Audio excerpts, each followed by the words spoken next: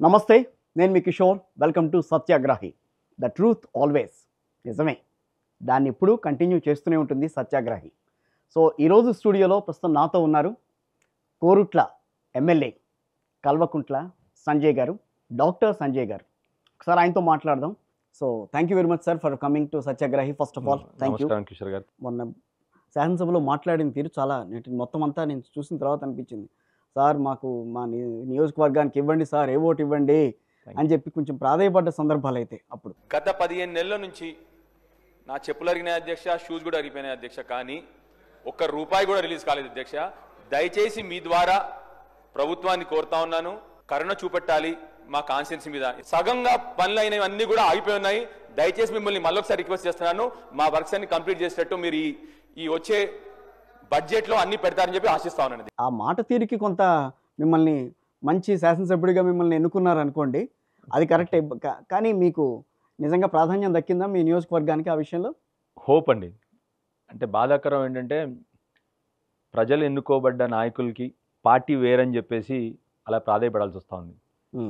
కేసీఆర్ గారు 10 ఏళ్ళు BRS party ప్రభుత్వంలో ఉండి 10 ఏళ్ళు ప్రభుత్వం నడిపించారు. ఏ ఒక్క రోజు ఈ కాన్స్టిట్యున్సీ నాది కాదు, ఈ కాన్స్టిట్యున్సీ నా వాళ్ళది, అది నాది కాదు అన్న భావన ఏ రోజు లేదు.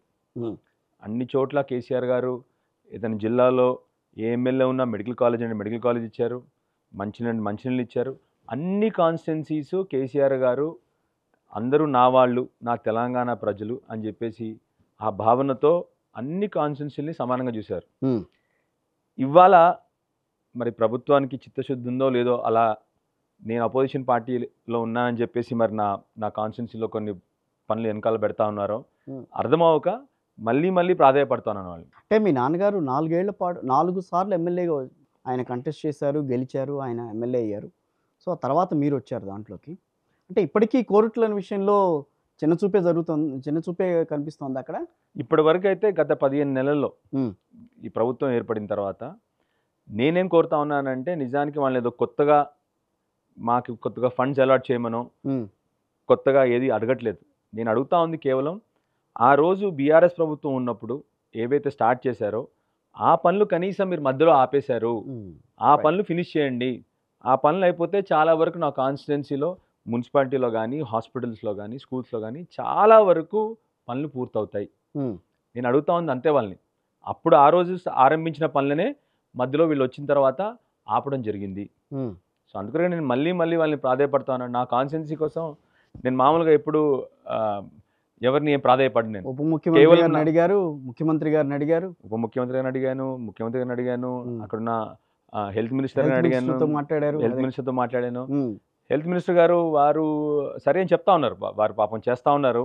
మరి ఎక్కడ ఫైనాన్స్లో ఆగిపోతా ఉందో అందుకొరకే ఫైనాన్స్ మినిస్టర్ గారు అయినటువంటి డిప్యూటీ సీఎం గారిని అడిగాను ఎందుకు ఆగిపోతా ఉన్నాయని. మున్సిపల్ అడ్మినిస్ట్రేషన్ మంత్రిగా ఉన్నటువంటి ముఖ్యమంత్రి గారిని అడుగుతా ఉన్నాను ఎందుకు మా ఫండ్స్ ఆపేశారు గత 15 నెలల నుంచి అని చెప్పేసి. సో అందరినీ కూడా ప్రాధాయపడతా ఉన్నాను, నా కాన్స్టిట్యున్సీ కోసం ప్రాధాయపడతా ఉన్నాను. అంటే కావాలని ఆపేశారనే మీ ఉద్దేశం అక్కడ? అది వాళ్ళు జవాబు చెప్పాలి దానికి. నా వరకు అయితే పీరియాడికల్ గా ఏ నియోజకవర్గానికి ఇవ్వాల్సిన నిధులు ఆ నియోజకవర్గానికి పీరియాడికల్ గా ఇస్తూనే ఉంటారు. అన్ని నియోజకవర్గాలని సమానంగా చూడాలి. అంటే మీరు హెల్త్ మినిస్టర్ తో కానీ లేకపోతే డిప్యూటీ సీఎం తో కానీ మీకేమన్నా విరోధం లేదండి. నేను ఇప్పుడే చెప్తా ఉన్నాను కదా, హెల్త్ మినిస్టర్ గారు తను నేను చేస్తానని చెప్పి వెనకాల పడతా ఉన్నాడు. మరి ఎక్కడ అయిపోతుందో తెలియదు. నాకైతే ఎవరితో విరోధం లేదు. అండ్ స్ట్రాంగ్గా రాజకీయాల్లో ప్రత్యర్థులు ఉంటారు తప్ప శత్రువులు ఉండరని సీరియస్గా నమ్మేవాడిని నేను. రైట్. అంటే అసలు ఎవరితో కూడా శత్రుత్వం లేదు. అంటే మీ పనితీరుకు మెచ్చి మీకు 12th ప్లేస్ ఇచ్చారు కదా. మా ప్రజల ఆశీర్వాదం అది. అది కూడా మా కొరుట్ల కాన్స్టిట్యున్సీ ప్రజలు నిజంగా ఎప్పటికీ రుణపడి ఉంటాం. మా నాన్నగారిని 4 ఎన్నికల్లో గెలిపించారు, 3 పర్యాయాలు 4 ఎన్నికలు గెలిపించారు. ఆ తర్వాత ఈసారి మళ్ళీ నన్ను అక్కన చేర్చుకొని మళ్ళీ నన్ను కూడా గెలిపించారు. మళ్ళీ 12th ర్యాంక్ ఇచ్చారు. అది కూడా మా కాన్స్టిట్యున్సీ ప్రజల ఆశీర్వాదంతోనే. వాళ్ళకి ఎప్పుడు రుణపడి ఉంటాను. అంటే ఇక్కడ ఏమనుకుంటాం అంటే చాలా మంది కోరుట్ల గడ్డ కల్వకుంట్ల అడ్డా అని అంటారు. మరి నాకైతే నా ప్రకారం వెళ్ళలేదా, కోరుట్ల గడ్డ బీఆర్ఎస్ అడ్డా ఆర్ టీఆర్ఎస్ అడ్డా అంతే తప్ప కల్వకుంట్ల అని కాదు. అక్కడ ఎవ్వరు మా పార్టీలో నిల్చున్నాను కూడాను. అండ్ 100కు 100% భవిష్యత్తులో కొత్త నాయకులు వస్తారు అక్కడ. 100కు 100% ఎప్పటికీ అక్కడ ప్రజలు బీఆర్ఎస్ పార్టీనే గెలిపిస్తారు. 2009లో ఆ రోజు పార్టీ కష్టకాలంలో ఉన్నప్పుడు కూడా బ్రహ్మాండమైన మెజారిటీతో గెలిపించారు మా నాన్నగారిని కొరుట్ల కాన్స్టిట్యున్సీ ప్రజలు. సో కొరుట్ల కాన్స్టిట్యున్సీ ప్రజలు మమ్మల్ని వాళ్ళ స్వంత కుటుంబ సభ్యుల్లాగా చూసుకోవడం మొదలుపెట్టారు. దానికి తగ్గట్టుగా మీరు వాళ్ళకి సేవ చేయటంలో ముందుకెళ్తున్నారా? ఒదిగొదిగి పని చేస్తాం వాళ్ళ కోసం, మర్యాదగా సంస్కారంగా ఇవన్నీ కూడా తప్పకుండా ప్రజల మధ్యలో ఉంటాం కాబట్టి ప్రజలు మమ్మల్ని తిరిగి అసెంబ్లీకి పంపిస్తూ ఉన్నారు. మా నాన్నగారు చేసిన పనికి నన్ను కూడా ఆశీర్వదించారంటే ప్రజల్లో మా పట్ల ఉన్న ప్రేమ, మా పట్ల ఉన్న నమ్మకం తెలుస్తూ ఉంది. ఇంకొకటి మీరు ఇందాక మాట్లాడుతూ ఉన్నారు, మీ నాన్నగారు చేసిన సేవ ద్వారా మీకు పేరు వస్తుందా, లేకపోతే మీ సేవ ద్వారానే మీకు పేరు వస్తుందని అనుకోవాలా? నేను మంచోడునా కాదా అని చెప్పేసి ప్రజలు మళ్ళీ ఒకసారి ఎలక్షన్లు నిర్ణయిస్తారు. అవును. నాకు ఫౌండేషన్ స్టోన్ మాత్రం మా నాన్నగారి ఫౌండేషన్ నాకు ఉంది, అందులో ఒప్పుకోవాల్సిన అవసరం ఉంది. సో మిమ్మల్నిగా గుర్తిస్తున్నారా అనేది ఇక్కడ క్వశ్చన్. ఇప్పుడు వాళ్ళ అబ్బాయిగా గుర్తిస్తున్నారా? ఇప్పుడు ప్రజలు నన్ను గుర్తిస్తున్నారని అనిపిస్తా ఉంది. ఎందుకంటే మొన్న ర్యాంక్ ఇప్పటికి కూడా నేను ఎప్పటికైనా మా నాన్నగారు కొడుకునే కదా, సో అలా గుర్తుపడతాను. పెద్ద మనుషులు ఇప్పటికి కూడా అరే సాగర్రావు కొడుకు అంటారు, నన్ను గర్వంగా ఉంటుంది, నాకేం పర్వాలేదు భావిస్తాను. రాజకీయంగా మీ నాన్నగారి దగ్గర నుంచి, విద్యాసాగర్ రావు గారి దగ్గర నుంచి ఇది నేర్చుకున్నాను అని చెప్పి గట్టిగా చెప్పగలిగిన పాయింట్ ఉందా? ప్రజలతో ఇంత సమానంగా, అంటే నేను ఒక ఎమ్మెల్యేని, వాళ్ళు నా ప్రజలు అన్న భావన లేకుండా అందరూ నా వాళ్ళే, ఇప్పటికి కూడా వాళ్ళందరూ చెప్తారు చాలా సింపుల్గా మనిషి అందరితో కలిసిపోతాడని చెప్పేసి. అది నేను నేర్చుకున్నాను. నేను కూడా ఎవరితో అయినా కలిసిపోతాను. నాకు అసలు ఏం బేసిజాలు ఉండవు, వర్గాలు ఉండవు, కులం ఉండదు, మతం, అందరూ మా వాళ్ళే. మా నాన్నగారు ఆ చివరికి ఇంకోటి కూడా నేర్పించారు, ఎవడన్నా తిట్టేళ్ళినా కూడా వాడు కూడా మనోడే అనాలి అని చెప్పేసి నేర్పిస్తారు. అలాంటి సందర్భాలు వచ్చినాయా? చాలాసార్లు వచ్చేసిన సందర్భాలు వాడు మన చెప్పండి. సో అది మా నాన్నగారు నేర్పించారు. సో మీరు తండ్రి చాటు ఎమ్మెల్యే అని అంటే మీరు ఒప్పుకుంటారా? ఏం తప్పలేదు. ఇప్పుడు తప్పలేదా? మా నాన్నగారు ఇంకా ఎక్కువ వచ్చి అక్కడ ఉంటే బాగుంటుంది అనిపిస్తా ఉంది. కొద్దిగా రిటైర్ అయిపోతా ఉన్నారు, మెల్లిమెల్లిగా వయసు వస్తుంది కాబట్టి. కానీ అదర్వైజ్ మా నాన్నగారు ఆబ్వియస్లీ నేను చిన్నప్పటి నుంచి నిజంగానే మా నాన్నగారు మమ్మల్ని అలా పెంచారు. రాజకీయాల్లోకి రమ్మనే పెంచారా? లేదండి, అసలు కాదు. అది అసలు కాదు. రాజకీయాలు ప్రజలకి సేవ చేస్తారు. వైద్యుడు అనేవారు ఆయన కూడా సేవ కిందకే వస్తుంది. కానీ ఈ సేవ బాగుందా, ఈ సేవ బాగుందా అని అంటే ఏం చెప్తారు? నిజంగా రెండు కూడా సమానం. రెండు ప్రజలకు సేవ చేయడంలోనే. వైద్యంలో ఒక లిమిటెడ్గా వరకు చేయగలుగుతారు మీరు, ఆరోగ్యం ఒకటే అంతే. దీంట్లో ఏంటంటే ఆరోగ్యం, ఇప్పుడు నాకు ఆరోగ్యం అలాగ చేయవచ్చు, మిగతా ఉద్యోగం చేసుకోవచ్చు, విద్యలో చేసుకోవచ్చు, ఇలాంటివన్నీ చేసుకోవచ్చు. అంటే మీ ఆపర్చునిటీ కొద్దిగా వైడర్గా ఉంటుంది. దీంట్లో నారోగా ఉంటుంది, దీంట్లో ఓన్లీ ఆరోగ్యం వరకు, దీంట్లో వైడర్గా ఆపర్చునిటీ. సో రెండు కూడా సమానమని భావిస్తా ఉన్నాను. అప్పుడప్పుడే రాజకీయ నాయకుల ప్రవర్తన, రాజకీయ నాయకుల భాష, రాజకీయ నాయకుల సంస్కారం ఇవి చూస్తున్నప్పుడే నాకు ప్రాబ్లం కనిపిస్తుంది తప్ప మిగతా టైం అంతా కూడా నేను సేమ్గా ఉంది. రెండు కూడా చాలా ఆనందంగా ఉండే. నాకు స్టిల్ ప్రాక్టీస్ చేస్తున్నారా? ప్రాక్టీస్ అంటే సీరియస్గా అంటే సర్జరీలు చేయట్లేదు ఇప్పుడు. స్పైన్ సర్జన్ అనే పేరు మీకు మంచి ఉంది. ఇప్పుడు నేను సర్జరీలు చేయట్లేదు అసలు, ఎందుకంటే టైం కుదరదు ఇప్పుడు. ప్రాక్టీస్ అంటే రోజు మార్నింగ్ మాత్రం మా ఊర్లో రోజు పొద్దున ఫస్ట్ చూసేది నేను పేషెంట్ని చూసిన తర్వాతే బయటికి వెళ్తాను అన్ని కార్యక్రమాలకి. పొద్దున్నే 8 o'clockకి అందరు పేషెంట్ని చూస్తాను, ఇంటి దగ్గరకు వస్తారు అందరూ, వాళ్ళని చూసిన తర్వాతే బయటికి వెళ్తాను నేను. ఇప్పుడు విద్యాసాగర్ రావు గారికి టికెట్ ఇవ్వనంటే మీరు ముందుకు వచ్చారా, లేకపోతే ఆయనకి టికెట్ వద్దు నాకు ఇవ్వండి అని చెప్పి మీరు అనుకున్నారా? రెండు కాదు. ఆయన నేను ఇంకా అలసిపోయాను, రిటైర్మెంట్, ఇన్నేళ్ళు కష్టపడ్డాను, ఇన్నేళ్ళు రాజకీయం చేశాను, ఇన్నేళ్ళు ఆయన అంతకుముందు కాంట్రాక్టర్ కూడా ఆయన. అవును, అలసిపోయాను. కొద్దిగా ఆరోగ్యం ముందుకి ఇప్పుడు కొట్లాడి తెచ్చుకున్నారని చెప్పి మాట్లాడుతుంటారు. కోరుట్ల ఎమ్మెల్యేగా కొట్లాడి తెచ్చుకున్నారు సీట్. సరే చెప్తున్నా కదా, రాజకీయ నాయకులకి ఎప్పుడో సెన్సేషన్ కావాలి. ఏది పడితే రాజకీయ నాయకులకు కావాలి, మీడియాకు కూడా కావాలి. మీడియా కూడా కావాలి, రైట్. యాక్చువల్లీ మీడియాకి కావాలి కాబట్టి రాజకీయ నాయకులు కూడా సెన్సేషన్ చేస్తూ ఉంటారు. అవును, అలాంటి ఏమీ లేదు. నాన్నగారు ఇంకొక టైం వచ్చింది దానికి, రిటైర్మెంట్ తీసుకుంటా అని చెప్తే అప్పుడు కానీ ఆయన రిటైర్మెంట్ తీసుకోవాల్సిన పరిస్థితి ఉందని మీకు అనిపించింది? నాకు అనిపించలేదు. ఆయన గారే కాన్ఫిడెంట్ గా స్ట్రాంగ్ గా ఆయనే చెప్పారు, నేను అసలు ఎలక్షన్ ఈసారి, ఇన్ఫాక్ట్ ఇప్పుడు కాదు, ఆయన 2018 నుంచి చెప్తున్నారు, నాకు ఇంకా ఓపిక లేదు అని చెప్పేసి 2018 నుంచి చెప్తా ఉన్నారు. ఆయన 4-5 ఏళ్ళ నుంచి చెప్తా ఉన్నారు. కోవిడ్ టైంలో అయితే ఇంకా సీరియస్గా ఆయన అసలు నేను ఇంపాసిబుల్ అని చెప్పేశారు ఆయన. కోవిడ్ టైం అంటే 2020 ఆ టైంలో. ఆ తర్వాతే నేను రావడం జరిగింది. దానికి తగ్గట్టుగా కేసీఆర్ గారు నన్ను ఆశీర్వదించి నాకు టికెట్ ఇచ్చారు. కేసీఆర్ గారు ఇచ్చారా, కేటీఆర్ గారు ఇచ్చారా? మాకు ఈ పార్టీలో నాకు కూడా ఉదాహరణకి నాకు తెలుసు, నన్ను అందరూ కేటీఆర్ గారు స్నేహితులు అంటారు, కానీ బాగా కేటీఆర్ గారు నా మిత్రుడు, అందులో డౌట్ లేదు. అందులో నాకు మాత్రం రెండే రాజకీయాల్లోకి రావడానికి. ఒకటి తెలంగాణ సిద్ధాంతం, రైట్, నాకు ప్రాణం తెలంగాణ అంటే.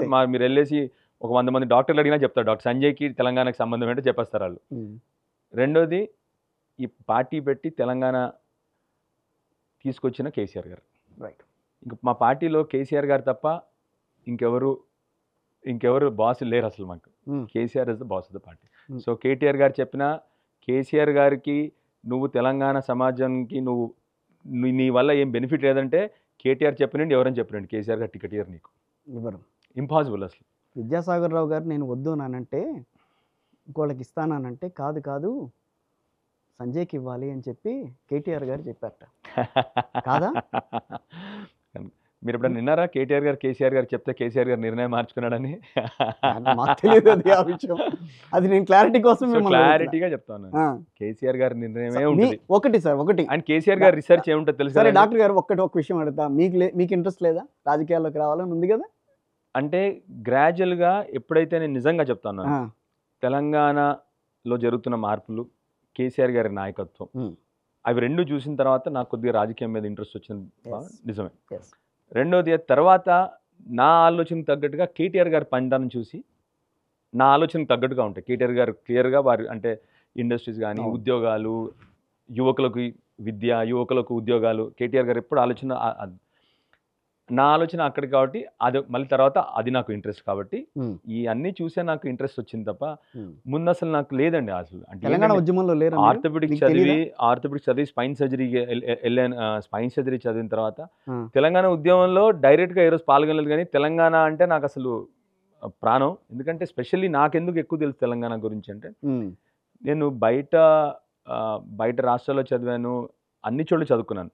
చాలామందికి తెలంగాణలో లోపల అంటే ఇంటీరియర్స్ ఆఫ్ తెలంగాణ అంటే నార్త్ తెలంగాణలో ఉన్న వాళ్ళకి కానీ, అంటే కరీంనగర్లో ఉన్న వాళ్ళకి కానీ తెలంగాణ పట్ల ప్రజలకు ఎలాంటి అవహేళన చేసేవారో తెలంగాణ పట్ల అవన్నీ చాలామంది తెలియదు. నేను అన్ని చోట్ల చదువుకున్నాను హాస్టల్లో కాబట్టి నాకు ఇంకా తెలుసు ఎలా ఉండేదో తెలంగాణ పట్ల. ఇన్ఫ్యాక్ట్ నిజంగా చెప్పాలంటే మా నాన్నగారిని కూడా నేను ఫస్ట్లో అన్ని రోజు కొద్దిగా నేను అప్పుడు అబ్రాడ్లో ఉన్నాను మధ్యలో, తర్వాత అన్ని రోజు బ్రెయిన్ వాష్ చేసేవాడిని ఆయన తెలంగాణ పట్ల. బ్రెయిన్ వాష్ చేసేవాడి మా డాడీని కూడా నేను.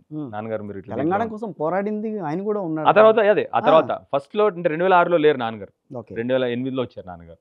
2008 నుంచి అప్పటి నుంచి తెలుగుదేశం పార్టీలో ఉన్నారు కాబట్టి పెద్దగా ఆయన దీంట్లో. ఆ తర్వాత 2008లో నాన్నగారు టీఆర్ఎస్ లోకి వచ్చారు. అప్పటి నుంచి ఇంకా కంటిన్యూస్ గా ఆ పోరాటంలో యాక్టివ్ గా ఉన్నారు. ఆ తర్వాత సరే ఇప్పటి వరకు మీ గురించి మీ ఫ్యామిలీ గురించి తెలుసుకుంటున్నా. రాజకీయాలకు వస్తే రేవంత్ సర్కారు బాగా నడుస్తుందని అంటున్నారు బయట ప్రజలు, బాగుందా? మీరు చెప్పాలి. నేను అపోజిషన్ పార్టీలో ఉండి నేను ఏం చెప్పినా కూడా అపోజిషన్ పార్టీ వాడు చెప్పాడని చెప్తారు. ఏ ఒక్క వర్గాన్ని నేను చెప్పేది అంటే నేను ఒక ఎమ్మెల్యేగా ఇప్పుడు నేను గత 15 నెలల నుంచి బాగా తిరుగుతున్నాను కాబట్టి చెప్తున్నాను. ఏ ఒక్క వర్గం వారు కూడా, రైతులు అవనివ్వండి, మహిళలు అవనివ్వండి, యువకులు అవనివ్వండి, ఏ ఒక్క వర్గం వారు కూడా రేవంత్ గారి పరిపాలన మంచిగుందన్న మాట ఇప్పటివరకు నా చెవున పడలేదు. రియల్ ఎస్టేట్ వాళ్ళని అవనియండి, బిజినెస్ మ్యాన్ అవనియండి, ఎంటైర్ అసలు మార్కెట్లోనే ఎంటైర్ ఇకోసిస్టమ్ దెబ్బతినిపోయిందండి. ఇప్పుడు మరి తెలంగాణలో కావాలని రేవంత్ సర్కార్ని ఎన్నుకున్నారు కదా అందరూ కలిసి. ఇప్పటివరకు నిజంగా చెప్తాను, రేవంత్ కావాలి, ముఖ్యమంత్రి రేవంత్ కావాలి అని ఎవరూ ఎన్నుకోలేదు. కేసీఆర్ గారు వద్దని కాబట్టి కేసీఆర్ గారు వద్దని కూడా ఎవరు అనుకోలేదు. కేవలం బీఆర్ఎస్ పార్టీ వద్దని సోషల్ మీడియా డిసైడ్ చేసింది. నిజంగా చెప్తాను, కొన్ని మీడియా, కొద్ది సోషల్ మీడియా కలిపి ప్రజల మనసులో విషం పెట్టి పెట్టి పెట్టి పెట్టి దానికి మేము రెస్పాండ్ అవ్వలేదు. అప్పుడు అసలు ఆ 5 ఏళ్ళు కూడా మేము ఏ రోజు కూడా దానికి రెస్పాండ్ అవ్వక మేము చేసిన తప్పు ఏంటంటే ఆ విషపూరితమైన మెసేజ్లకి మేము రెస్పాండ్ అవ్వకపోవడం చేసిన తప్పు. సో ఎవరు కూడా అందరూ కూడా కేసీఆర్ గారు ఉంటారు అన్న భావంతోనే ఎటుబడితే ఓట్లేస్తారు. నాకు తెలియదు నీ ఎమ్మెల్యే ఓడిపోతే కేసీఆర్ గారు కూడా మళ్ళీ గవర్నమెంట్ ఫామ్ చేయాలని చెప్పి. గ్రామాల్లో పర్సంటేజ్ చాలా తక్కువ వచ్చింది కదా మొన్న. సో మీరు నిజంగా చూస్తే ఇప్పుడు మీకు మొత్తం టోటల్గా చూస్తే కేవలం 1.5% డిఫరెన్స్. కొన్ని గ్రామాల్లో కొన్ని కాన్స్టిట్యున్సీస్లో ఎక్కువ మెజారిటీ డిఫరెన్స్ కనబడింది. సో నిజాన్ని చూస్తే యాక్చువల్లీ అన్ని కాన్స్టిట్యున్సీలో అట్లా గ్రామాల్లో తక్కువ రాలేదు. ప్రభుత్వ పథకాలు ఏదో రకంగా అమలు చేస్తామని చెప్పి మొన్నటి వరకు రేవంత్ రెడ్డి చెప్తూ వచ్చిన ఆయన మొన్న ఎందుకో పక్కనుండే వాళ్ళు చాలామంది మంత్రులు చేతులు ఎత్తేసారు, మా వల్ల కాదులే ఇప్పుడు మేము అవన్నీ చేయటం కానీ, బట్ అయితే గవర్నమెంట్ అయితే నడిపించుకుంటామని చెప్పి మాట్లాడుతున్నట్ట. నిజమేనా? అట్లానే ఉంది ఇప్పుడు పరిస్థితి. చూస్తూ ఉంటే వాళ్ళకి ఎలాగో ఒక ప్లాన్ లేదు, ఒక విజన్ లేదు. సో ఏమవుద్దప్పుడు 5 ఏళ్ళు ఎలాగో విధంగా మన అందరం మన సీట్లు కాపాడుకోవాలి, కొంతమందికి ఆర్థికంగా లాభపడాలని ఉంటుంది తప్ప రాష్ట్ర ప్రజల కోసం ఏదో చేద్దాము, రాష్ట్ర ప్రజల కష్టాలని తీరుద్దాము అన్న ఆలోచన ఈ గవర్నమెంట్కి అస్సలు లేదు. ఆత్మహత్యలు కూడా అదే రకంగా పెరిగినాయండి. ఇప్పుడు చెప్తాను. ఇప్పుడు మరి ఆ టైంలో మీరు 2014 to 24 చూసుకుంటే నేను చెప్పేది మళ్ళీ అగైన్ లోక్సభ నుంచి వచ్చిన డేటా నుంచి చెప్తున్నాను. అందరికంటే ఆత్మహత్యలు తగ్గిన రాష్ట్రం, రైతు ఆత్మహత్యలు తగ్గిన రాష్ట్రం తెలంగాణ రాష్ట్రం. అది కూడా మళ్ళీ ఇప్పుడు ఇలా పడిపోయిన ఆత్మహత్యలు మళ్ళీ ఇవాళ మళ్ళీ వీళ్ళు నెంబర్ 1 గ్రాఫ్ పెరుగుతూ ఉంది. ఎవరు? కాంగ్రెస్ వాళ్ళు. 2014 నుంచి 24 వరకు రైతులకు నిజంగా ఏ ప్రభుత్వం చేయని పనులన్నీ కేసీఆర్ గారు చేసి పెట్టారు. కానీ ఈ సబ్జెక్ట్కి వచ్చింది కాబట్టి చెప్తున్నా, గ్రూప్ 2 వ్యవహారంలో అంత సరే కొన్ని తప్పులు 100 మంది పైనే విచారణకు వచ్చారు, రాసిన వాళ్ళంతా విచారణకు వచ్చారు. మీరు అడిగిన ప్రశ్నలో ఒకటి రెండు తప్పులు జరిగినాయా?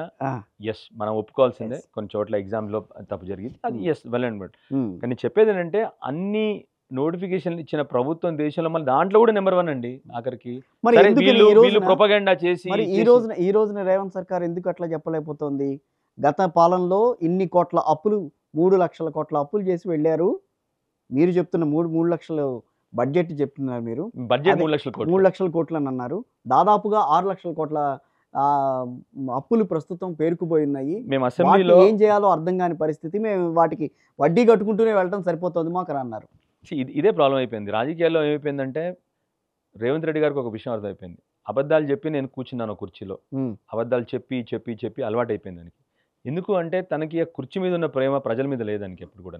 నిజంగా అంటే కేసీఆర్ గారు తెలంగాణ ప్రతి బిడ్డ నా బిడ్డ, తెలంగాణ రాష్ట్రం అభివృద్ధి చెందాలి, తెలంగాణ రాష్ట్రంలో ప్రజలందరూ సుఖ సంతోషాలతో ఉండాలి, ప్రజలందరికీ సంక్షేమాలు అందజేయాలి, అభివృద్ధి చేయాలి అన్న భావన కేసీఆర్ గారికి. ఎందుకంటే ప్లస్ అదే తన సొంత బిడ్డ కూడా కాబట్టి. ఇప్పుడు ఎప్పుడైనా చెప్తారు కదా నీది కానప్పుడు నువ్వు పట్టించుకో అని చెప్పేసి. రేవంత్ రెడ్డి గారికి ఆ రోజు కూడా తెలంగాణ ఉద్యమంలో ఆయన ఎప్పుడు పాల్గొనలేదు. ఆయన ఏ రోజు తెలంగాణ ఉద్యమంలో కానీ తెలంగాణ కోసం తన గొంతు విప్పలేదు ఆయన. ఈ రోజు ఆయన కుర్చీలో కూర్చున్నాడు. సరే ఏ కారణం చేత కూర్చున్నాడు ఆయన. కూర్చున్న తర్వాత ఆయన రోజు చేస్తున్న పని ఏంటి? మేము మొన్న అసెంబ్లీ సాక్షిగా ఆన్ రికార్డులో మాజీ ఫైనాన్స్ మినిస్టర్ అయినటువంటి హరీష్ రావు గారు ఆన్ రికార్డుగా చూపెట్టారు. మేము చేసిన అప్పులు 4,17,000 కోట్లు 10 సంవత్సరాలలో. దానికి తగ్గట్టు మేము సృష్టించిన ఆస్తులు ఎన్ని ఉన్నాయి మీకు తెలుసు, ఎన్ని ప్రాజెక్ట్స్ అయినాయో, కరెంట్ ఎట్లా వచ్చిందో, మంచినీళ్ళు ఎట్లా వచ్చిందో, ఇవన్నీ కూడా 60 ఏళ్లలో ఎవరు చేయలేకపోయారు కదా, మేము వచ్చిన తర్వాత చేసాం. అది కాకుండా వీళ్ళు గత సంవత్సరంలో ఇంకా వాళ్ళే చెప్తా ఉన్నారు. అబద్ధాలు ఎన్ని చెప్తారంటే పేపర్ మీదేమో వాళ్ళు తీర్చిన అప్పులు 35,000 కోట్లు. ఈయనేమో నేను అప్పులే తీరుస్తా ఉన్నాను, 1,60,000 కోట్లు అప్పు తీసుకున్నాను, ఎందుకంటే అప్పులు తీర్చడానికి 1,60,000 కోట్లు అని చెప్పి ఆయన చెప్తాడు పొద్దున. సాయంత్రం ఆయన పొద్దున చెప్పిన విషయాన్నే సాయంత్రం బట్టి విక్రమార్క గారు మార్చేసి కాదు 70,000 కోట్లు అప్పులు తీర్చామని చెప్పాడు. మేము పేపర్ మీద వాళ్ళ పేపర్లో ప్రింట్ చేసింది మాత్రం ఆఖరికి బుక్లో ప్రింట్ చేయాలి కదా, వాళ్ళైతే ఆన్ రికార్డ్ చేయాలి కదా, దాంట్లో చేసింది మాత్రం 35,000 కోట్లు ఇప్పటివరకు అప్పు తీర్చింది. సో ఇది ఏమైపోయిందంటే ప్రజలకు తప్పు సమాచారం ఇవ్వడము, సోషల్ మీడియా ప్రపంచం అయిపోయింది. ప్రజల మనసులో విషయం నింపాలి, ఇదే పద్ధతిగా. సరే మీరు అపోజిషన్లో ఉన్నప్పుడు చేశారు, ఇప్పుడన్నా బాధ్యతగా ప్రజల పట్ల మీకు ఉండాల్సిన బాధ్యతతో నిర్వహించాలని చెప్పి ఇప్పుడన్నా వారిని కోరుతాం. సంకల్పం లేకపోతే మనం దావోస్ వెళ్ళారు, ఇన్ని కోట్ల పెట్టుబడులు తీసుకొస్తున్నామని వచ్చామని చెప్పారు. సో ఇప్పుడు ప్రస్తుతం జపాన్ పర్యటన జరుగుతుంది, అక్కడి నుంచి కూడా తెస్తున్నామని చెప్పని అంటున్నారు. ఇవేం కాదని అంటారా? సంకల్పం లేకుండానే పక్క దేశాల నుంచి పెట్టుబడులు ఆశించిన స్థాయిలో మేము వస్తున్నాయనంటే టెస్లా కార్ కంపెనీ వస్తుందని చెప్పారు మొన్న ఈ మధ్యన. మరి అది ఎంతవరకు వచ్చిందో నాకైతే ఇంకా నాకు దాని మీద సమాచారం లేదు. మీ దగ్గర ఏమన్నా ఉంటే కనుక నాకు చెప్పండి. మీరు మాట్లాడుతుంటే మీ గొంతులోనే తెలిసిపోతా ఉంది, మీరు కూడా నమ్మట్లేదు అట్లా అని చెప్పేసి.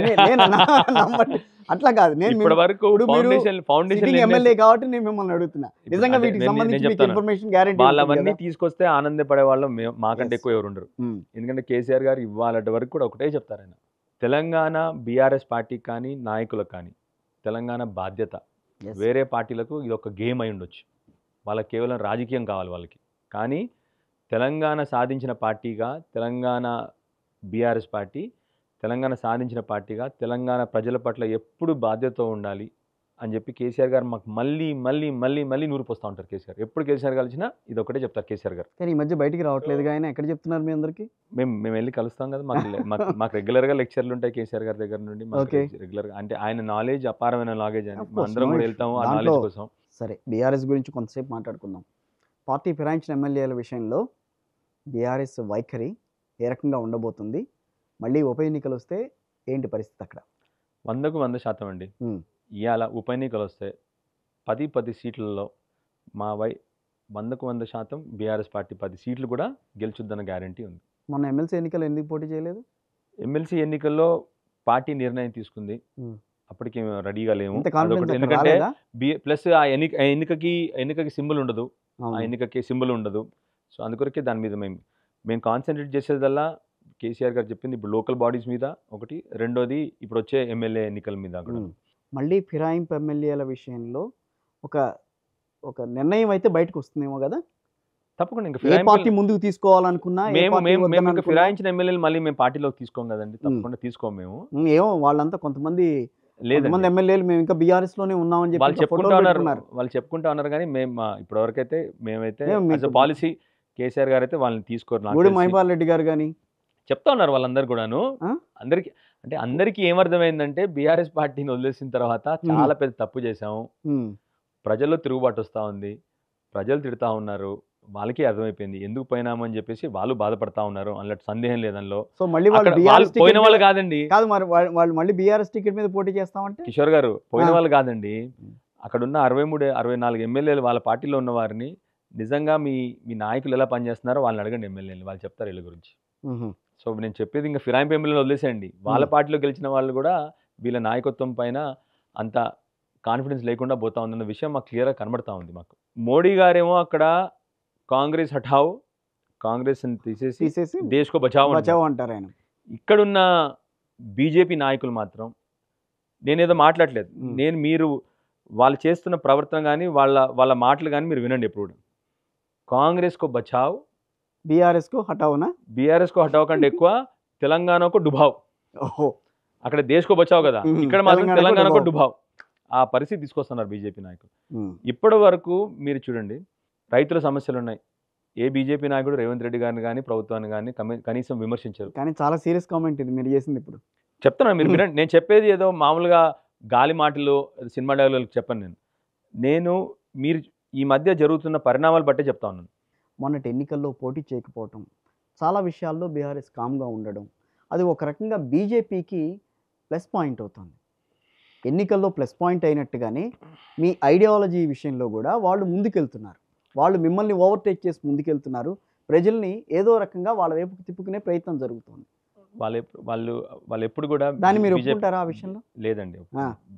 ప్రజలకు మాత్రం పూర్తిగా ఇప్పుడు 15 నెలల తర్వాత వాళ్ళకు ఒక అవగాహనకు వచ్చారండి. స్ట్రైట్గా అడుగుతా, బీఆర్ఎస్కి ప్రత్యామ్నాయం బీజేపీ అని వాళ్ళు మాట్లాడుతున్నారు, కాంగ్రెస్ పార్టీ కూడా మాట్లాడుతుంది ఈ రోజున. ఇప్పుడు మీరు బ్రహ్మాండం, ఇప్పుడు మీరు ఇంకా మంచి ప్రశ్న అడిగారు. స్ట్రైట్గా వచ్చాను నేను. సో ఇద్దరు ఏం చెప్పుకుంటున్నారు?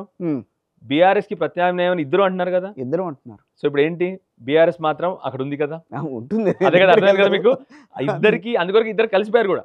ఓకే, ఇద్దరు అందుకొరకు చెప్తున్నాను, వాళ్ళిద్దరికి తెలుసు ఇక్కడ చాలా లాజిక్ గా ఆన్సర్ ఇచ్చారు నాకు. లాజిక్ కాదు, నిజం చెప్తా ఉన్నాను. బీఆర్ఎస్ ప్రత్యామ్నాయం వాళ్ళిద్దరు చెప్పుకోవడం తప్ప వాళ్ళిద్దరు ఒకరికొకరు ప్రత్యామ్నాయం ఎప్పుడు చెప్పుకోరు కూడా. అంటే బీఆర్ఎస్ కాంగ్రెస్ పార్టీని ఏదో రకంగా పడగొట్టే ప్రయత్నం చేస్తోంది, ప్రభుత్వాన్ని పడగొట్టే ప్రయత్నం చేస్తోందని చెప్పి ఆ పార్టీకి సంబంధించి, అంటే కాంగ్రెస్ పార్టీకి సంబంధించిన ఎమ్మెల్యేలే మాట్లాడుకుంటున్నారు కదా చాలా మంది. మేము ఇప్పుడు ఎంత క్లారిటీతో ఉన్నామంటే, మేము కిషోర్ గారు ఎంత క్లారిటీతో ఉన్నామంటే, కేసీఆర్ గారు ఎప్పుడు చెప్తా ఉన్నారు, ఇది ప్రజాస్వామ్యం, ఉండనియండి 5 సంవత్సరాలు ఆయన ఉండాల్సిందే అని చెప్పి కేసీఆర్ గారు క్లారిటీతో చెప్తారు. మీరు ఉండాల్సిందే, అక్కడ రేవంత్ రెడ్డి గారు ఉండాలి ఇంకా, ఎందుకంటే మళ్ళీ 20 ఏళ్ళు బీఆర్ఎస్ పార్టీ తప్ప ఇంకో పార్టీ ఉండకూడదని ప్రజలు కూడా నిర్ణయించుకుంటారు.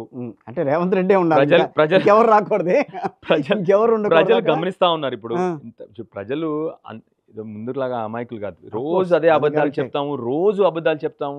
ఆఖరికి నీ గవర్నెన్స్ చూస్తారు కదా ప్రజలు, ఆఖరికి వాళ్ళ అనుభవంతోనే ఓట్లేస్తారు. ఫైనల్లీ 16 నెలల్లో తెలిసిపోయింది. ఒకప్పుడు నువ్వు ఇచ్చిన స్పీచ్లు కానీ, మీరు ఇచ్చిన వాగ్దానాలు కానీ, ఆ రోజు మీరు ఇచ్చిన వాగ్దానం ఇవాళ ఎగ్జాక్ట్లీ దాని ఆపోజిటే మీరు చేస్తూ ఉన్నారు. గత ఒక 6 నెలల అవ్వగానే ఒక ఎన్నికలు నిర్వహిస్తామని చెప్పి ఏదన్నా ఒక ప్రకటన వచ్చిందని అనుకున్నాం. ఫర్ సపోజ్ బీఆర్ఎస్ ఎన్ని సీట్లు వస్తుంది? నాకు తెలిసి 119లో కంటెస్ట్ చేస్తే 119 వచ్చినా ఆశ్చర్యపోకర్లేదు. వద్దు, 175, వై నాట్ 175 అన్నాడు ఆయన. నేను చెప్తా ఉన్నాను అది మాట్లాడుకున్నా. అది కూడా కానీ 100+ మాత్రం గ్యారెంటీగా వస్తాయండి, గ్యారెంటీగా. అంటే ఈసారి నేను ప్రజల్లో నుంచి అనేది 1 సంవత్సరంలోనే కనిపిస్తుందా? మీరు అంత గట్టిగా చెప్తున్నారు. అంటే నేను కాదు చెప్పేది, మీరు ఏ విశ్లేషకుని నన్ను అడగండి, సీనియర్ రాజకీయ నాయకులను అడగండి. ఎప్పటి నుంచి నేను కొత్తగా వచ్చే రాజకీయాల్లో కాబట్టి నేను రోజు చాలా మందితో మాట్లాడుతూ ఉంటే వాళ్ళు చెప్తున్న విషయం ఏంటంటే, చరిత్రలో ఇంత తొందరగా ఒక ప్రభుత్వానికి ఇంత చెడ్డ పేరు రావడం ఇంత చెడ్డ పేరు రావడం మేము ఎప్పుడు చూడలేదు చరిత్రలో అని చెప్పేసి చాలామంది చెప్తా ఉన్నారు. నేను కాదు చెప్పేది, చాలామంది విశ్లేషకులు, సీనియర్ రాజకీయ నాయకులు అందరూ చెప్తా ఉన్నారు. 15 నెలల్లో ఒక ప్రభుత్వం ఇంత చెడ్డ పేరు తెచ్చుకోవడం ఎప్పుడు చూడలేదు, ఇంత అసమర్థత ఎప్పుడు చూడలేదు ప్రభుత్వంలో అని చెప్పేసి అందరూ మాట్లాడుతూ ఉన్నారు. అందుకనే చెప్తా ఉన్నాను కాన్ఫిడెంట్గా 100 సీట్లు పైబడే వస్తాయి తప్పకుండా. తర్వాత కోరుట్ల కాంగ్రెస్ ఇన్ఛార్జ్ ఎవరైతే ఉన్నారో ఒక ఎమ్మెల్యేలా వ్యవహరిస్తున్నారు అని చెప్పి ఒక అపవాదం అయితే ఉంది. అది అపవాదా నిజమేనా అక్కడ? ఎందుకంటే మీ కాంగ్రెస్లో ఎమ్మెల్యే అయితే ఆయన కాదని చెప్పి ఆయన ఎమ్మెల్యే ఆయన గురించి మాట్లాడండి. కానీ కాంగ్రెస్ పార్టీకి ఎప్పుడు రాజ్యాంగ విలువలు ఎప్పుడు ఉండవు. వాళ్ళ ఇష్టారాజ్యం, వాళ్ళు ఏమి కావాలనుకుంటే వాళ్ళు చేస్తూ ఉంటారు. ముఖ్యమంత్రి గారే తన ఇష్టం వచ్చినట్టు ఒక ముఖ్యమంత్రి స్థానంలో కూర్చొని ఇష్టం ఉన్నట్టు మాట్లాడుతూ ఇష్టం ఉన్నట్టు ప్రవర్తిస్తుంటే, ఇప్పుడు నేను అపోజిషన్లో ఉన్నాను, అసభ్యంగా మాట్లాడడం ఎంతసేపు అండి? ఒక్క నిమిషం, ఈజీ కదా అదే. అవును, ఆ సంస్కారం వాళ్ళలో లేదు, రాజ్యాంగ విలువలు వాళ్ళలో లేవు. సో అందుకనే నేను వాళ్ళ గురించి మాట్లాడను. ఏదో అరాచకాలు చేయడానికి ఏదో అరాచకాలు చేసి కాన్స్టిట్యున్సీలో ఆధిపత్యం కోసం మీ నాయకుల్ని పంపించకండి. మా కాన్స్టిట్యున్సీకి మీ నాయకులతో నిధులు పంపించండి. మీ ఫ్రెండ్, మంచి ఫ్రెండ్ ఆయన కేటీఆర్ గారు పాదయాత్రకి వెళ్తారు అని చెప్పి మొదట్లో మాట్లాడారు. మరి అది వెనక్కి వెళ్ళిపోయిందా? నాకు తెలిసి ఇప్పటి వరకు, అంటే నాకు తెలిసి, అంటే నేను కూడా పాదయాత్ర చేశాను ఆల్రెడీ రైతుల కోసం. నాకు తెలిసి కేసీఆర్ గారి ఇంకా ఇన్స్ట్రక్షన్స్ కానీ ఏమి ఇవ్వలేదు. కేసీఆర్ గారి ఇప్పటివరకు అయితే కేటీఆర్ గారి పాదయాత్ర గురించి అనౌన్స్మెంట్ చేయలేదు. తప్పకుండా సందర్భం పట్టి కేసీఆర్ గారు అనౌన్స్మెంట్ చేస్తారు కేటీఆర్ గారు ఎప్పుడు పాదయాత్ర చేస్తారు. ఎందుకంటే డిసిషన్ తీసుకున్నది ఎప్పుడైనా కేసీఆర్ గారు డిసిషన్ తీసుకుంటారు. కేటీఆర్ గారు పాదయాత్ర చేస్తారా చేయరా? నిజమే, చేస్తే బాగుంటుందని అందరూ కోరుకుంటారు. ఎందుకంటే నవతర నాయకుడు ఆయన కూడా ముందుకు వస్తే బాగుంటుంది, కేసీఆర్ గారి తర్వాత ఆయనే కాబట్టి అందరూ అనుకుంటున్న వ్యవహారం కాబట్టి. కానీ ఒకానొక టైంలో ఆయన తిన్నదరక్క పాదయాత్ర చేస్తుంటారులే అని అన్నారు ఆయన. నాకు తెలిసి అంటే ఆ సందర్భానుసారంగా అని ఉంటారు, ఏదైనా సందర్భం పట్టి అని ఉంటారు తప్ప ఏ రోజు ఆయన పాదయాత్రలు. ఎందుకంటే మనం గత 10 ఏళ్ళుగా లేకపోతే 5 ఏళ్ళుగా 10 ఏళ్ళు తీసుకున్నానండి, 2014 నుంచో ఆ టర్మ్లో పాదయాత్ర చేసిన వాళ్ళు ముఖ్యమంత్రులు అయ్యారు. కిషోర్ గారు మీకు ఇంకో విషయం చెప్తాను. ఆయన ఏదన్నా ఒక సందర్భం పట్టి అని ఉంటారు కానీ, సందర్భానుసారంగా అని ఉంటారు కానీ, కేటీఆర్ గారు ఆల్రెడీ పాదయాత్ర చేశారు. ఎప్పుడు తెలంగాణ ఉద్యమంలో ఆయన కేసీఆర్ గారు చేశారు, కేటీఆర్ గారు కూడా చేశారు పాదయాత్ర ఒకటి అప్పుడు. సో 100కు 100% అన్ని పాదయాత్రల గురించి అది మాట్లాడి ఉంటారు ఆయన. సందర్భానుసారంగా ఏదన్నా సందర్భంగా ఎవరి గురించి అని ఉంటారు తప్ప ఆయన ఎప్పుడు పాదయాత్రలకి అగేన్స్ట్ కాదని. ఎందుకంటే ఆయనే చేశారు. కొన్ని విషయాలు మీ మీద ఉన్న ఆరోపణల గురించి మాట్లాడతా కొంత. వండర్ఫుల్, చెప్పండి. ఒక జర్నలిస్ట్ మీద ఫైర్ అయ్యారు, ఎందుకు? అందరూ మామూలుగా మీరు నవ్వితే ఇంకా వెనక్కి తగ్గుతారు నాకు తెలిసినంత వరకు. బాధ అంటే కొన్ని విషయాల్లో మన అందరం కూడా, ఎవరైనా కూడా పక్కనున్న మనిషిని కొద్దిగా గౌరవించుకోవాలి మనం ఎవరైనా కూడా. ఇప్పుడు అక్కడ జర్నలిస్ట్ కూడా ఒక అమ్మాయి, నాకు ఇష్టం లేదు, నేను బాధపడ్డాను ఒక అమ్మాయి మీద నేను అరిచానని చెప్పేసి, వాళ్ళు చేస్తున్న ప్రజెంటేషన్ కానీ, ఒక ఫ్యామిలీ గురించి వాళ్ళు ఎంత మూర్ఖంగా ఎంత అసభ్యంగా చేశారంటే, ఎవరైనా అందరి కుటుంబాలు ఉంటాయి, మహిళల గురించి వేరే, ఇప్పుడు మనం జర్నలిజంలో ఉన్నాం కదా అని చెప్పేసి ఆధారం లేకుండా ఏ మహిళ పడితే ఆ మహిళ గురించి మాట్లాడడం సబబా? అందుకే కొద్దిగా ఆవేశానికి లోనయ్యాను ఆ రోజు తప్ప. అదర్వైజ్ నేను కూడా ఒక మహిళ పట్ల నేను కూడా కొద్దిగా గట్టిగా మాట్లాడానన్న బాధ నాకు ఉంది. ఒక సెన్సేషన్ కోసం జర్నలిజం చేయడం అది తప్పు అని చెప్పేది ఎవరికన్నా బాధ వస్తుంది. నేను కూడా ఇమోషనల్గా మాట్లాడాను తప్ప, అదర్వైజ్ జనరల్లీ అక్కడ ఏదో భావోద్వేగంకి లోనై సడన్గా ఒకసారి రియాక్షన్ ఇచ్చాను. నాకు మంచిగా అనిపించలేదు నేను చేసిన పని, కానీ ఆ సందర్భం మంచిది కాదని మళ్ళీ నేను నమ్ముతా ఉన్నాను. రైట్. సెకండ్ ఆరోపణ, మీ నాన్నగారు ముత్యంపేట షుగర్ ఫ్యాక్టరీ ఓపెన్ చేస్తా అన్నారు, లేకపోతే ఊరేసుకుంటా అన్నారు. దాని గురించి నేను ఇప్పుడు మీరు అడిగారు కాబట్టి ఒక 2 నిమిషాలు నాకు టైం ఇవ్వాలి. చెప్పండి. మా నాన్నగారికి షుగర్ ఫ్యాక్టరీతో ఉన్న అనుబంధం చాలా ఎక్కువ. ఎందుకంటే ఆయన పెరిగిన చోటు అక్కడే, ఆ పక్కనే మా గ్రామం కూడా మా సొంత గ్రామం. అక్కడున్న రైతుల గురించి పూర్తి అవగాహన ఉన్న నాయకుడు మా నాన్నగారు. ఆ రోజు 2014లో మన ప్రభుత్వం ఏర్పడిన తర్వాత ఆ షుగర్ ఫ్యాక్టరీలో అంతకుముందు చంద్రబాబు నాయుడు గారు సమయంలో ప్రైవేటైజేషన్ చేసిన తర్వాత దాంతో ఇష్యూస్ మొదలైనాయి. దాంతో కాంగ్రెస్ గవర్నమెంట్లో కూడా వాళ్ళు కమిటీ చేశారు, అదో నడిచింది తప్ప. కేసీఆర్ గారు వచ్చిన తర్వాత ఏం చెప్పారంటే, రైతులందరినీ కూడా అది తీసుకొని మీకు రైతులకు ఇచ్చేస్తాను నేను, దానికి ఒక సహకార సంఘం ఏర్పాటు చేద్దాం. మా కాన్స్టిట్యున్సీ రైతుల్ని మా నాన్నగారితో సహా కేసీఆర్ గారు రాగానే అందరినీ మహారాష్ట్ర పంపించారు. మహారాష్ట్రలో షుగర్ కేన్ అంతా కూడా సహకార సంఘాలే నడిపిస్తాయి, అక్కడ రైతులు నడిపించుకుంటారు మహారాష్ట్ర. ఈ షుగర్ ఫ్యాక్టరీని నేను డబ్బులు పెట్టిన తర్వాత దాంట్లో నుంచి వచ్చే లాభాలు కూడా రైతులు అనుభవించాలి అని చెప్పి. ఆ రోజు ఏం జరిగింది అక్కడ అంటే, మా రైతులు ముందుకు రాలేదు ఆ రోజు మాత్రం. ఓకే. ఆ రోజు అంటే వాళ్ళకు కూడా ప్రాబబ్లీ సడన్గా వాళ్ళ డిసిషన్ తీసుకోలేకపోయారు వాళ్ళు కూడా. దానితో దాంతో మూలపడింది. ఆ తర్వాత ఏమైంది, అక్కడున్న ఎవరైతే ప్రైవేట్ ఇన్వెస్టర్ ఉన్నాడో తను ఎన్సిఎల్టీకి పోయాడు, కోర్టుకి వెళ్ళిపోయాడు. సో అది అలా కోర్టులో ఇరుక్కుపోయింది.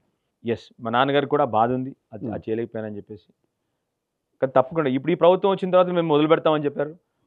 నేను స్వయాన అక్కడ మంత్రులు వస్తే ఈ ప్రభుత్వంలో ఉన్న మంత్రులు ఎమ్మెల్యేలు వస్తే కూడా నేను అక్కడికి వెళ్ళి పూర్తిగా సహకరిస్తాం మీతో, ఇప్పటికైనా చెప్పండి మీతో ఒకటే రిక్వెస్ట్ మాది, మీరేదో కమిటీలు ఏర్పాటు చేస్తున్నారు, లోకల్లో ఉన్న శాసనసభ్యుడు నేను, నన్ను కూడా ఇంక్లూడ్ చేయండి, మీ నిజాయితీ నిరూపించుకోండి, మీరు చేస్తామన్న నిజాయితీగా ఉంటే నిరూపించుకోండి, మమ్మల్ని కూడా కమిటీలో వేయండి, తప్పకుండా 100కు 100% మీతో సహకరిస్తామని చెప్పడం జరిగింది. మొన్న కూడా అసెంబ్లీలో మళ్ళీ నేను అదే విషయం చెప్పాను. అసలు షుగర్ ఫ్యాక్టరీ మూసేయడానికి కారణమే డాక్టర్ సంజయ్ గారు అని చెప్పి అంటున్నారు. సంజయ్ అసలు నేను వచ్చింది రాజకీయాలకు మొన్న. సో నాకు అసలు అంటే అది ఎప్పుడో మూతబడింది, అది మూతబడి ఇప్పటికి 5-6 ఏళ్ళు అయింది నేను రాజకీయాలకు మొన్న. సో దానికి పలు కారణాలు ఉన్నాయి. అక్కడ ప్రైవేట్ గవర్నమెంట్ కలిపి ఇష్యూస్ అన్నీ ఉన్నాయి, దానికి పలు కారణాలు ఉన్నాయి. తర్వాత వాళ్ళు కోర్టుకు పోయారు, ఎన్సిఎల్టీకి పోయారు, దానికి పలు కారణాలు ఉన్నాయి. కాదు, ఇప్పుడు నేను ఏం చెప్తాను కూడా ఎందుకు సాధించుకోలేకపోయారు మీరు అని చెప్పాను కదా. ఫస్ట్లో ఇవన్నీ జరిగినాయి. కేసీఆర్ గారు స్వయాన రైతులందరినీ మహారాష్ట్ర పంపించారు ఆయన. అవును, అక్కడ పోయి స్టడీ చేయండి, అధ్యయనం చేసిన తర్వాత తిరిగి రండి, అదే విధంగా మీరు కూడా చేయండి అని చెప్పేసి చేయాలి.